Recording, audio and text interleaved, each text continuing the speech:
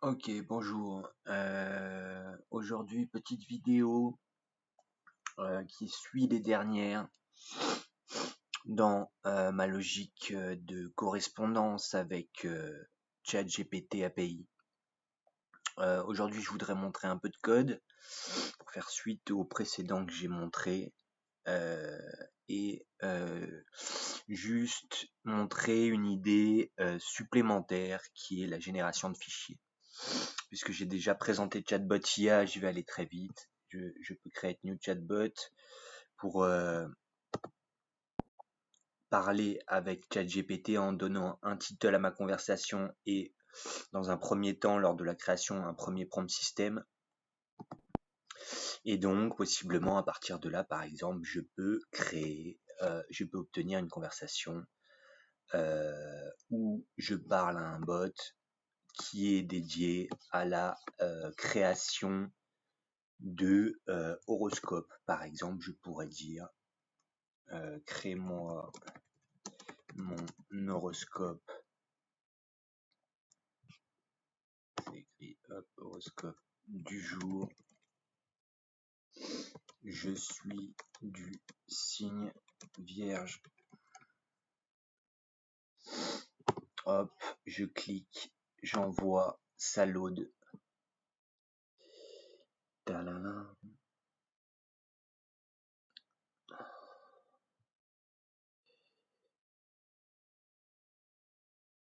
Ouais, bon, un peu long le load. Pas eu un bug? Non. Ah, il a arrêté de loader. Et j'ai ma réponse. D'accord. Bonjour, cher natif de la Vierge, laisse-moi dévoiler ce que les étoiles ont en réserve pour vous aujourd'hui. Prédiction générale, amour et relations, travail et finances, conseil du jour. Tout ça, je l'avais déjà présenté et en fait, c'est la réponse de ChatGPT liée à mon prompt système. Je lui donne un contexte, tu es un assistant intelligent spécialisé en astrologie et en horoscope. Ton rôle est de fournir des prédictions quotidiennes et je détaille. Donc voilà, la logique de Chatbot IA. Là, on peut obtenir l'historique de toutes les conversations. Et sur la page d'accueil, on a les favoris. Bref, j'ai montré l'horoscope parce que là, c'est juste du texte. Mais ce que je veux montrer aujourd'hui, c'est plutôt cette conversation, CV Creator. Donc j'ai mon prompt système dans ma conversation. Ça, c'est une erreur d'affichage dans mon chat. Vous pouvez le visualiser, il est assez long et assez détaillé, mais il n'est pas du tout optimisé. Je suis pas ingénieur prompt pour le moment, je suis pas très bon. Mais dans cette conversation, si je dis bonjour, je suis dans une conversation qui est dédiée à la création de CV professionnels. Et donc, mon bot me dit bonjour, je suis là pour aider à créer un CV professionnel. Pour cela, j'aurais besoin des informations suivantes. Il me demande les informations, je lui donne. Je lui fais un gros copier-coller et j'obtiens la réponse. Très bien, je vais générer votre CV basé sur les informations fournies. Concernant vos expériences professionnelles et formations, elles semblent être mentionnées dans l'ordre inverse, la plus récente en premier. Est-ce correct? Ai-je votre accord pour générer le fichier PDF? Je lui dis oui, génère le fichier PDF. Là, dans mon historique de conversation, j'ai ce message bot qui est le JSON renvoyé par ChatGPT pour générer le PDF. On voit le JSON en message, mais aussi on voit le PDF. On peut le télécharger. Et là, c'était dans mon cas de thèse. Je lui ai dit OK, recommence, il recommence. Et j'obtiens la même réponse, c'est-à-dire un JSON et un PDF. Donc au final, comment ça se passe? Ça se passe côté code, c'est-à-dire que j'ai un seul endpoint pour gérer cette conversation, c'est-à-dire que même à la création, je le fais à la volée dans mon contrôleur. Mon contrôleur, c'est celui-là, c'est Chatbot General with Prompt System. Donc j'obtiens un body parce que c'est une requête post, HTTP post, et j'obtiens ces données en paramètres. Donc, l'index conversation, en fait, c'est l'ID conversation. Mais c'est pas grave. Et donc, si je reprends le code, je l'ai déjà mentionné dans une autre vidéo, mais ce code a un peu, à la différence, gère la création de fichiers. Donc, on va voir comment. Donc, possiblement, si je lis tout simplement le code, je définis mes variables récupérées lors de la request. Je fais une conversation pour savoir si conversation existe avec mon user ID et mon ID conversation. Et si je n'ai pas de conversation, je la crée. Je fais un create conversation en ayant défini les premiers paramètres, notamment par exemple le premier prompt, système, qui est défini ici, prompt, sender system, type, text, first prompt qui est reçu en paramètre. Et donc je crée une conversation et donc après s'ensuit la logique qui se passe dans tous les cas, c'est-à-dire la logique de gestion d'un message envoyé par un utilisateur. Je l'ajoute à la conversation, je push, je crée un message for ChatGPT, c'est-à-dire un historique de conversation. Et à partir de mon historique de conversation message, donc, et puis j'appelle OpenAI avec ma liste de messages ou mon historique de conversation. Il n'y a même pas une logique d'assistant sur ce code.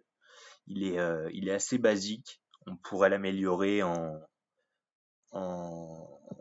ce que j'ai fait sur d'autres applications, mais pour le moment, c'est une utilisation simple d'OpenAI. C'est simple, on définit OpenAI avec l'API Key, on create, on send une request avec un historique de conversation pour obtenir une réponse, on obtient une réponse, on l'ajoute à la conversation, et c'est ce code que je voulais montrer, c'est-à-dire que après avoir intégré à la conversation le message du bot, possiblement,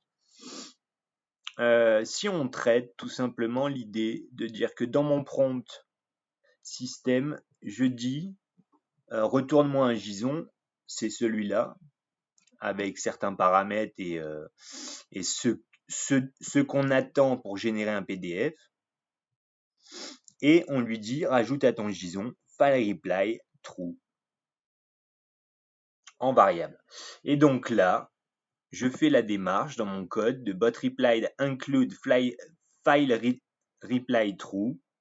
Donc là, en fait, ce qui se passe, c'est que je reçois bien en réponse de mon bot file reply true. Donc je rentre dans la condition.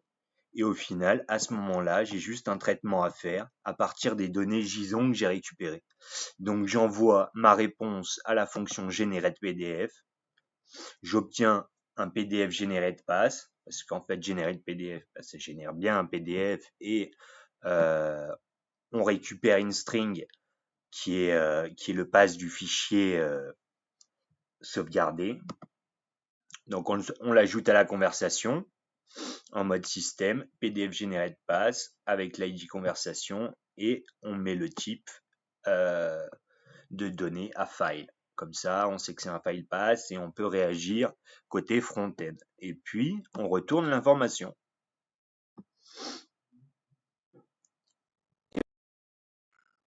Avec un pass file, bien sûr. Voilà.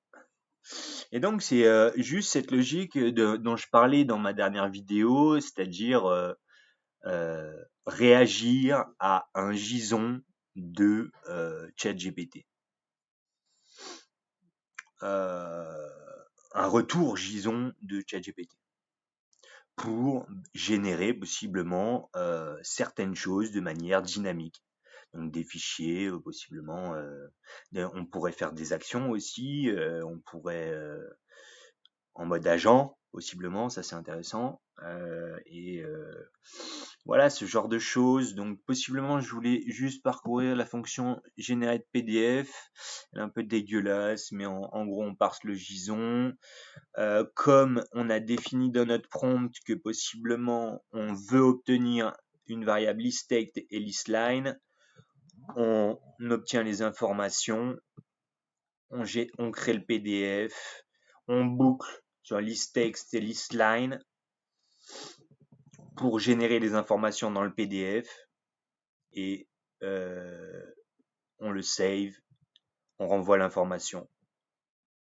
Voilà, c'est pas plus compliqué que ça. En tout cas, je trouve ça pas mal et je voulais simplement montrer un peu de code aujourd'hui. Merci à vous.